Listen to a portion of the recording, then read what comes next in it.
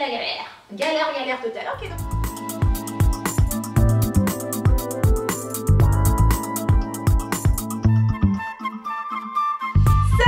Créative. Aujourd'hui, je te parle d'un sujet passionnant. On parle d'intégrité et c'est une question qui m'a été envoyée par une rebelle créative et elle me disait ceci. Donc, je suis gênée dans l'idée de donner aux gens ce qu'ils veulent pour obtenir une vente.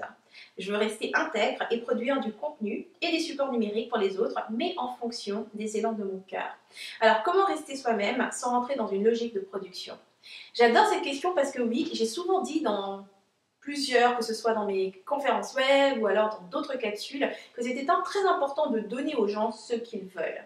Okay, c'est la meilleure façon de vendre tes services facilement ou tes produits. Okay, mais ça ne veut pas dire que tu dois trahir ton intégrité, trahir ton cœur, trahir ton âme pour simplement plaire aux autres et pour leur donner ce qu'ils veulent. Ce n'est absolument pas ce que je sous-entends et je vais aujourd'hui te partager 3 étapes qui vont te permettre de mieux intégrer, si tu veux, cette notion qui est de donner aux gens ce qu'ils veulent et aussi de voir comment, de quelle façon en fait tu peux sortir de ce conflit par rapport à cette idée-là. Okay, donc, l'étape numéro 1, c'est d'abord toujours de déterminer quelles sont tes valeurs. Okay, c'est très important de savoir quelles sont tes valeurs quand tu te lances dans un projet.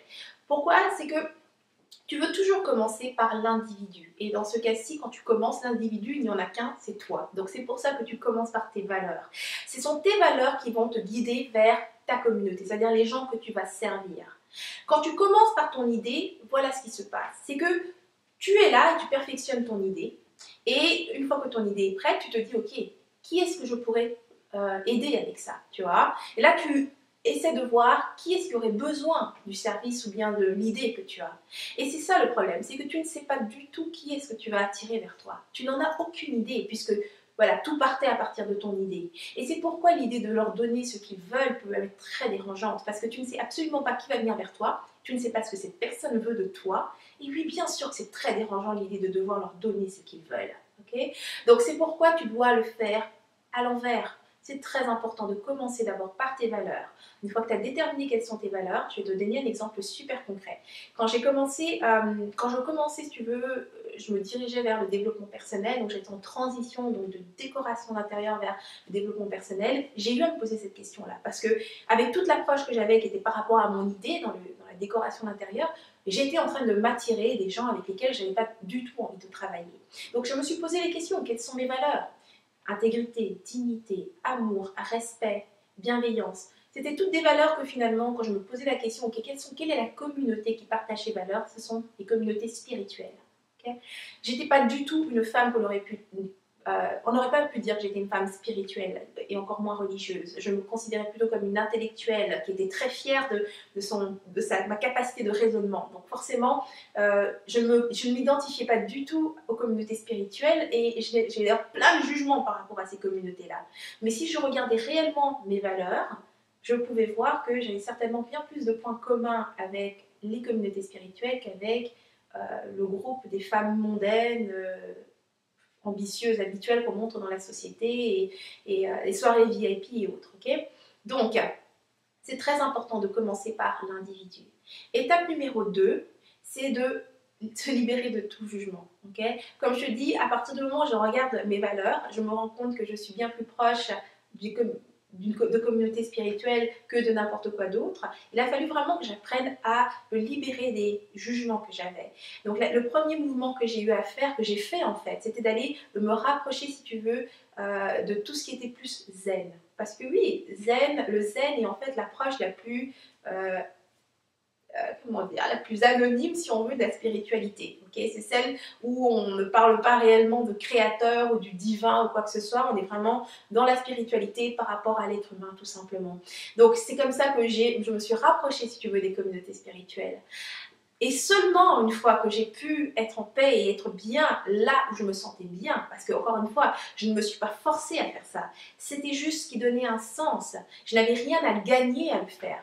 C'est ça toute la différence quand on met l'accent sur les individus, c'est-à-dire que tu mets l'accent sur les gens, c'est que tu vas aller vers les gens simplement parce que tu as un plaisir, parce que ça a un sens pour toi d'aller vers ces gens-là.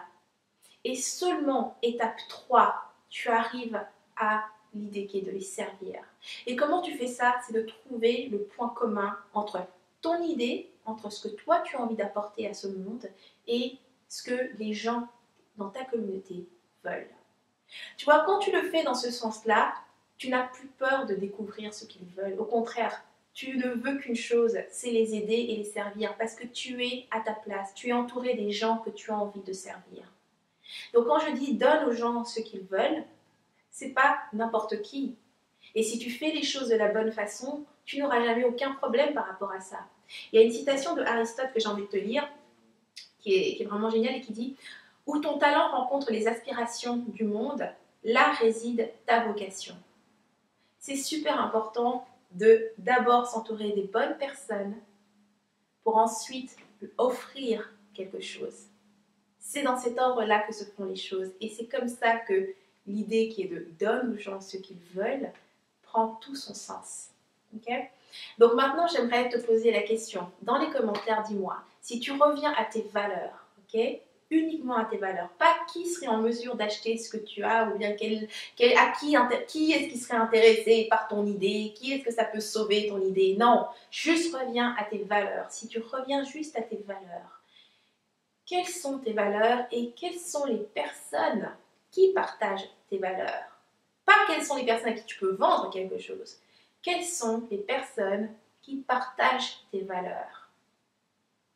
C'est tout ce que tu as besoin de savoir au début. Maintenant, tu vas écrire ça dans les commentaires parce que j'aimerais bien savoir ce que c'est.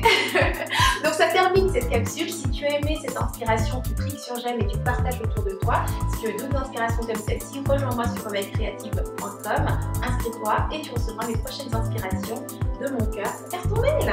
Donc, c'était Henriette Ndaka. Je te dis à la semaine prochaine et d'ici là, agis comme rebelle créative. Tu vis à fond sans culpabiliser, sans complexe et sans stress. Mouah.